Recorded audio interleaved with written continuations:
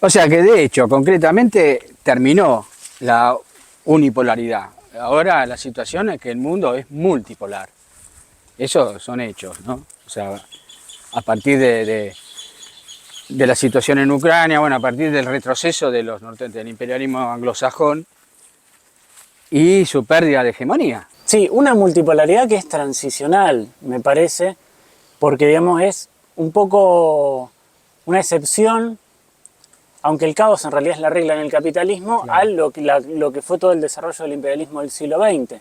Después de las dos guerras, los grandes capitales, las grandes potencias que desarrollan capital financiero, que exportan capitales, necesitan mercados.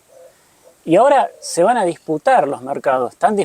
Justamente le están disputando el mercado a Estados Unidos, que antes manejaba todo o ocupaba todo. Y este proceso de disputa en algún momento se tiene que resolver.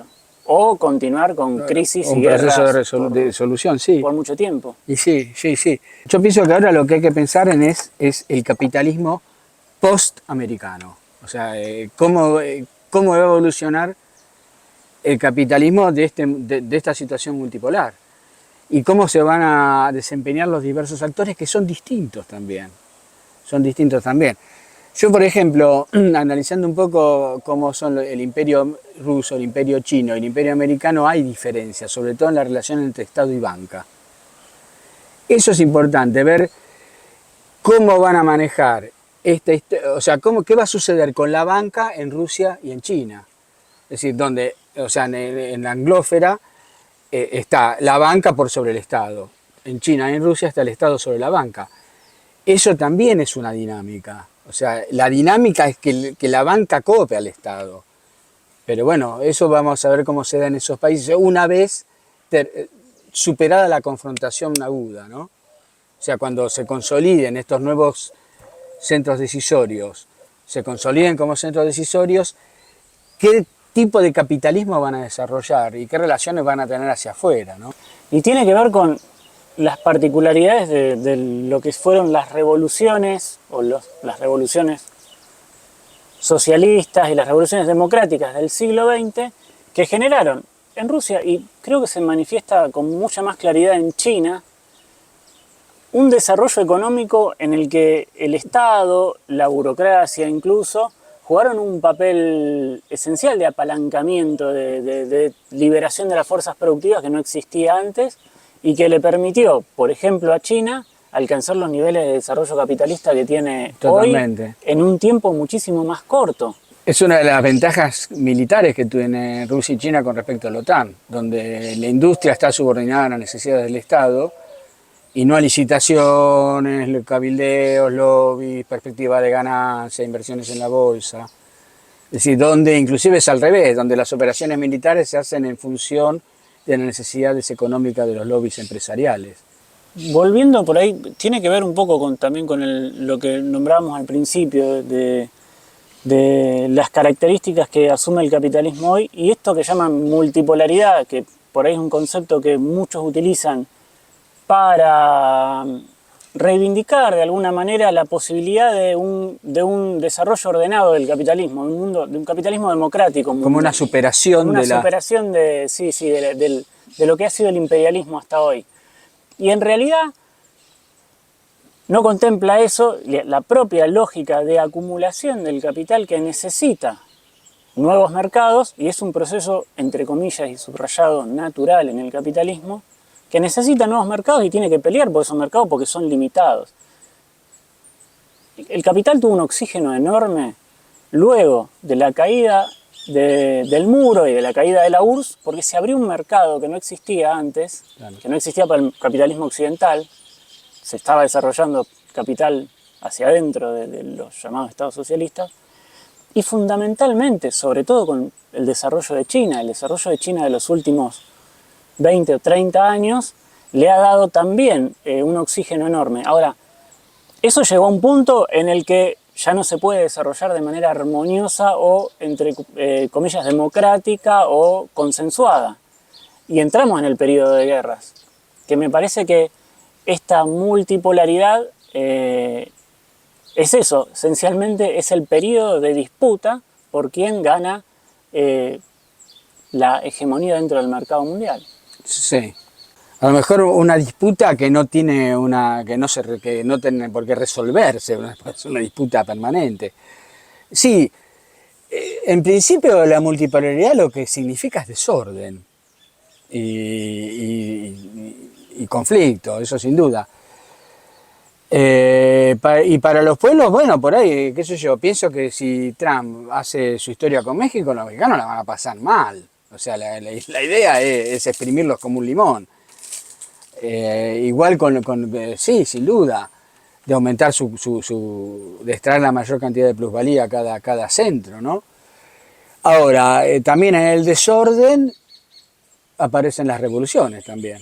O sea, en la pérdida de la hegemonía, en el cambio de orden, en la irrupción de nuevos actores, en los conflictos, también se abren los espacios para que pueda haber alternativas distintas.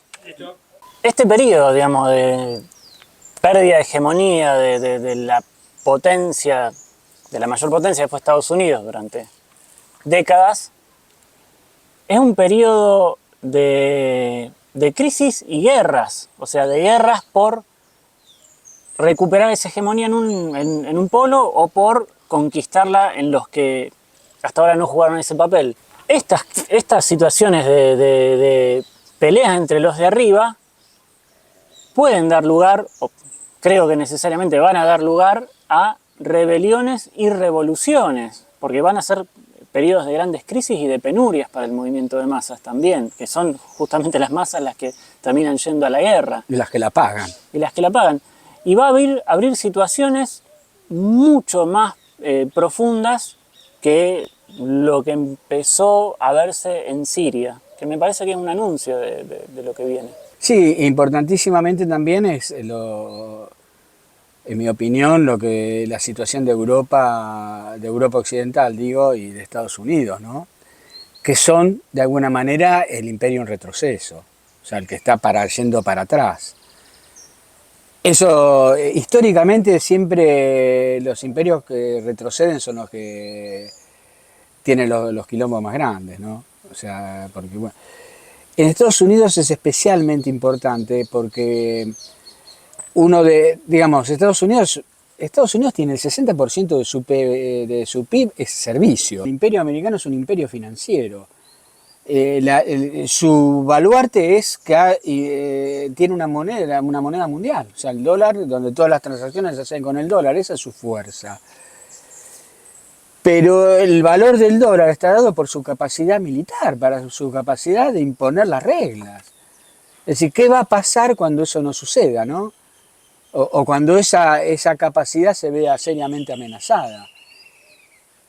No, depende mucho de que los otros no lo dejen caer, increíblemente.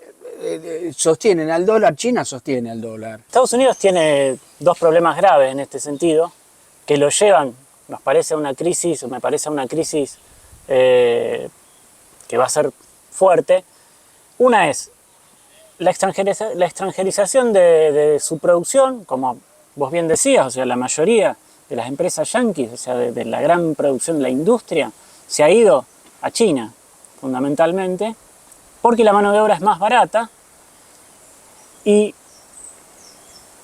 a la vez este bloque de potencias ha incrementado su poderío militar y la pérdida de hegemonía de Estados Unidos viene también por ese lado, digamos, por el lado de la pérdida de fuerza de poder como potencia militar, que era lo que sostenía hasta ahora realmente el dólar, o sea, lo sostenía por la fuerza. Toda esta historia de la MAGA, de Trump, de Canadá, de Groenlandia, de México, tiene un efecto propagandístico para ver que todavía estamos y todavía somos fuertes, ¿viste? O sea, sostener esa sensación de gran potencia. O sea, no somos ya hegemónicos, pero dentro de la multipolaridad somos un gran jugador.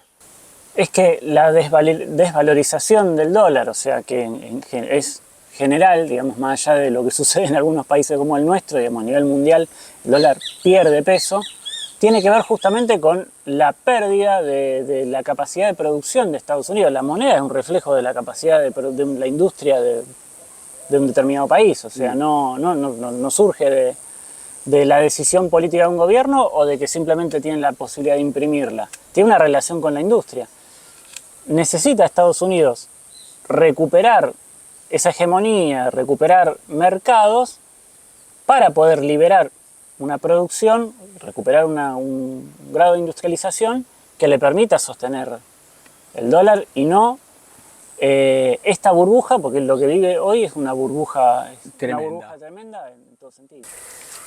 Ahora, vos fíjate, ¿no? Cada vez que pasan estos despelotes gigantescos, eso repercute en cambios en las situaciones y cambios de régimen en todos los lugares. Es decir, cuando la revolución rusa se da después de la Primera Guerra Mundial, la revolución alemana también. Bueno, la Revolución de Mayo se da cuando Napoleón invade España. Cuando cae el imperio, se abren posibilidades de cambios en las periferias también, cuando hay despelotes en el centro. Así que bueno, en medio de este río revuelto, los revolucionarios tienen oportunidades, ¿no? Porque se quiebra el régimen, se abren grietas, se abren posibilidades. Y creo que vamos a ver procesos revolucionarios importantes, porque además el desarrollo del capitalismo y la crisis es tan grande que digamos, la opresión de las masas también es tan grande que va a dar lugar a procesos de luchas y de revoluciones importantísimas, incluso contra las direcciones de izquierda adaptadas a los regímenes y que buscan siempre, digamos, salidas más consensuadas o incluso parlamentarias o de la manera que sea, ¿no? Y la centroizquierda es un espacio político de la burguesía. Sí, pero un espacio que va a ser arrasado, me parece, por estos procesos. Posiblemente sí. Y es un espacio que incluso va a querer ser ocupado por cierta izquierda revolucionaria o que se dice clasista, pero que en realidad está adaptada al régimen cada vez más. Siempre que hay un proceso revolucionario hay sectores que empujan y sectores que contienen. Y hay una izquierda que contiene, que está dedicada a contener. Que dice, bueno, no es para tanto, cambiemos aquello, etiquetado frontal.